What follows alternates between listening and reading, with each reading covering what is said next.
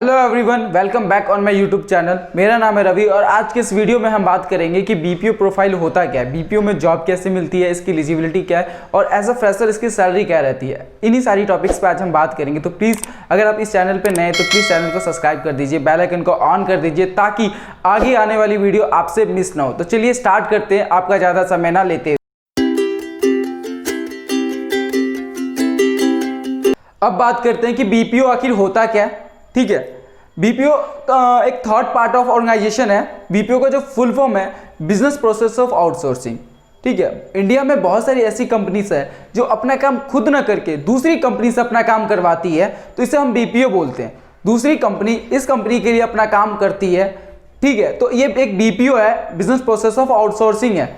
India में बहुत सारी ऐसी भी कंपनीज है जो विदेशी कंपनी के लिए काम करती है। अब्रॉड की बहुत सारी कंपनीज है जो इंडिया में काम करवाती है इंडियन कंपनी से अपने लिए, तो इसे भी एक बीपीओ ही कहते हैं। बीपीओ, इंटरनेशनल बीपीओ बोलते हैं इसको। ठीक है, बीपीओ में दो तरीके के काम होते हैं, एक इनबाउंड और एक आउटबाउंड। इन दो प्रोसेस पे काम होता है। ठीक है, अब बात करते हैं कि इनबाउंड प्रोसेस होता क्या है। इनबाउंड प्रोसेस में जब आपको कंपनीज कि अंदर कॉल आती है, कस्टमर के फोन आते हैं कंपनीज को, तो इसे हम इनबाउंड बोलते हैं। फॉर एग्जांपल, जब आपका डेटा मोबाइल का जल्दी खत्म हो जाता है तो आप इसकी क्वारी के लिए कस्टमर केयर को फोन करते हो, उनसे पूछते हो कि मेरा डेटा क्यों खत्म हो गया है। तो ये एक इनबाउंड प्रोसेस हो, आपने उन्हें कॉल किया। और आउटबाउंड प्रोसेस में कंपनीज आपको कॉल करती है प्रोडक्ट के प्रमोशन के लिए या फिर एडवर्टाइजमेंट के लिए या फिर किसी भी चीज़ की प्रमोशन के लिए। जब वो आपको कॉल करती है डिटेल्स बताने के लिए, तो ये एक आउटबाउंड प्रोसेस है, इसको हम आउटबाउंड प्रोसेस होते हैं। तो ये क्लियर हो गया कि इनबाउंड और आउटबाउंड प्रोसेस होता क्या है बीपीओ में।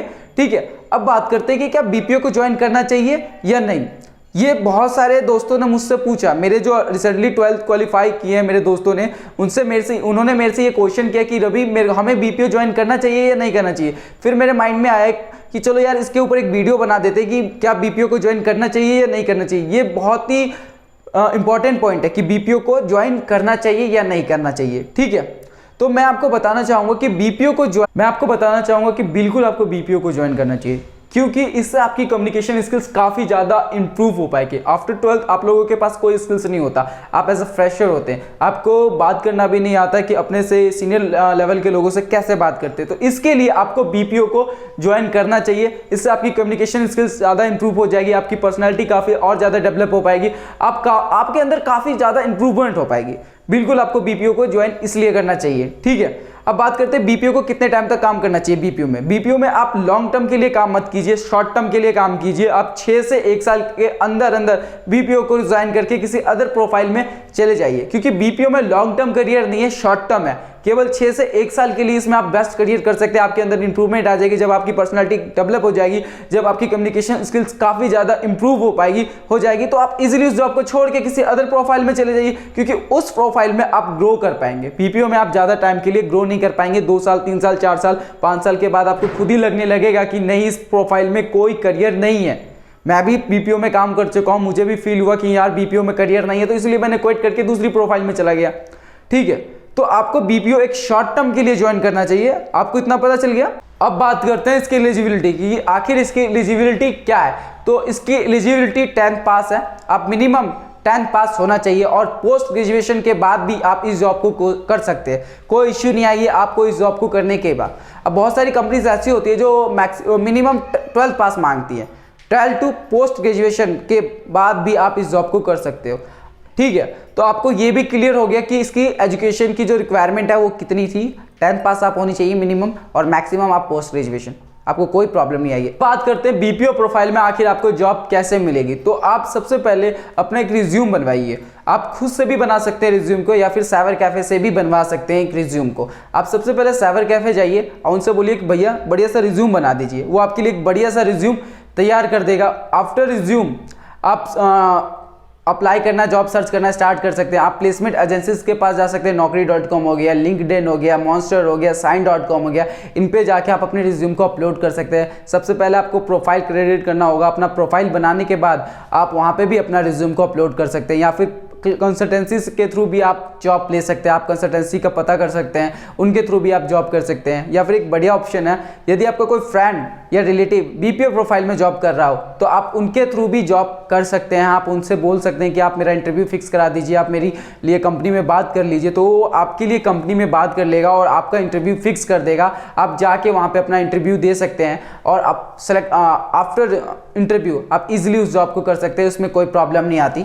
ठीक है, इसमें जो स्किल्स की रिक्वायरमेंट होती है, बस आपकी बात करने की तरीका होना चाहिए, आप कस्टमर्स को सेटिस्फेक्शन प्रोवाइड कर पाए, आप इजीली उनके प्रॉब्लम को फाइंड आउट कर पाए, बस आपके अंदर यही एक स्किल्स होनी चाहिए। आप इजीली स्पेंड कर सकते हो, आपको कोई प्रॉब्लम नहीं होगी इस प्रोफाइल को ज्वाइन करने में। तो आपको याद रहे कि जो आपकी स्किल्स रिक्वायरमेंट हो, आपको आपकी कम्युनिकेशन स्किल्स काफ़ी ज़्यादा इंप्रूव होनी चाहिए। अब बात कर लेते हैं सैलरी की। अब बहुत सारे लोगों के दिमाग में ये आ रहा होगा कि भाई इतना सब कुछ बता दिया तो अब सैलरी भी बता दो। तो इसकी जो सैलरी है, आप डोमेस्टिक बीपीओ में काम करते हैं, हिंदी कॉल सेंटर में काम करते हो, after 12th as a fresher आप अगर काम करते हो तो आपकी जो सैलरी रहने वाली है वो 10,000 से लेके 18,000 के बीच में होगी एज अ फ्रेशर।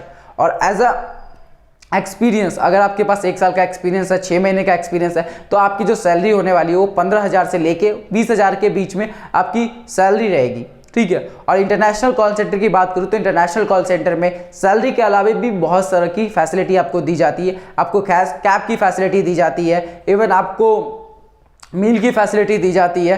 तो ये आपको फैसिलिटी मिलती है इंटरनेशनल कॉल सेंटर में काम करने पर। ठीक है, इंटरनेशनल कॉल सेंटर की जो जॉब की सैलरी रहती है, वहाँ पे काम करने पे जो आपको सैलरी मिलेगी वो 20,000 से स्टार्ट हो जाती है। 20,000 टू 35,000 के बीच में आपकी सैलरी रह सकती है इंटरनेशनल कॉल सेंटर में काम करने पर। ठीक है, तो ये डाउट भी आपका क्लियर हो गया कि कॉल सेंटर में सैलरी क्या रहती है। डोमेस्टिक की भी आपको पता चल चुका है और इंटरनेशनल के भी आपको पता चल चुका है कि इनकी सैलरी क्या होती है। आई होप आपको वीडियो पसंद आया होगा। अगर आपको वीडियो पसंद आया होगा तो प्लीज लाइक कर दीजिएगा, कमेंट करके जरूर बताइएगा कि आपको वीडियो कैसी लगी है। मिलते हैं आपसे आगे आने वाली वीडियो में, तब तक के लिए धन्यवाद।